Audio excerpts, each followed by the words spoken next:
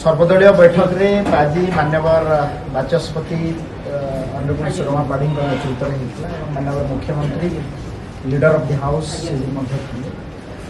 गोटे सौहार्दपूर्ण वातावरण मध्य बहुत बड़ कथा है कि हाउस को गोटे लंबा समय जेहेतु बजेट सेसन चलो एप्रिल 5 तारीख पर्यटन कालू आरंभ हो सुरुखुर में चलवाई गोटे सहमति प्रकाश होती आम आशा रखुचु विरोधी दल चीफ व्हिप आम समस्त सहयोग हाउस निश्चित भाव सुरुखुर में चल गोटे बड़ पदक्षेप देखा प्रदेश विधानसभा टैब आप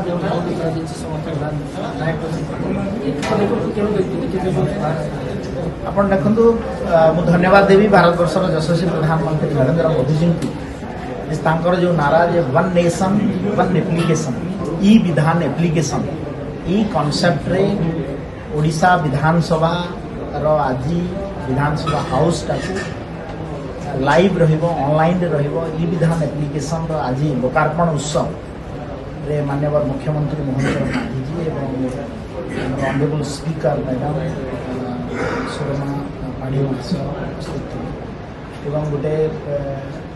लोकार्पण उत्सव में आज सेंट्रल गवर्नमेंट किसी ऑफिशियल्स और आमर विरोधी दल ठूँ शासक दल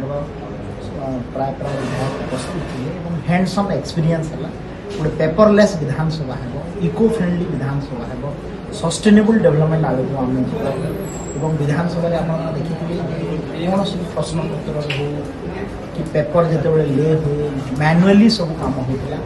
एबे आईटी जुग और आम ई विधान एप्लिकेशन माध्यम आपण मैंने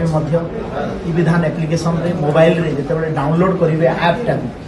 पासवर्ड दरकार हुए ना आपण क्वेश्चन प्रश्न आउ तार उत्तर आपण सहजरे पाई पारि से भाया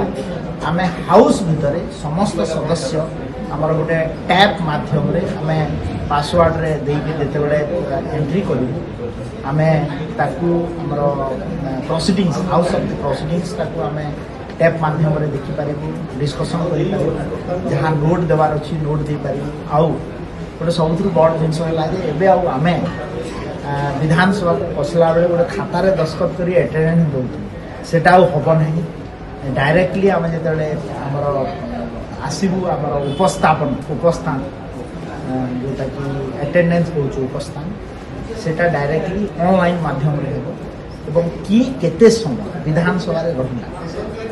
कौ समय कौ डिबेट कला ता सहित आमको जो टाइम अलॉट कराई धरतु सरकारी दल को केते टाइम अलॉट स्पीकर कले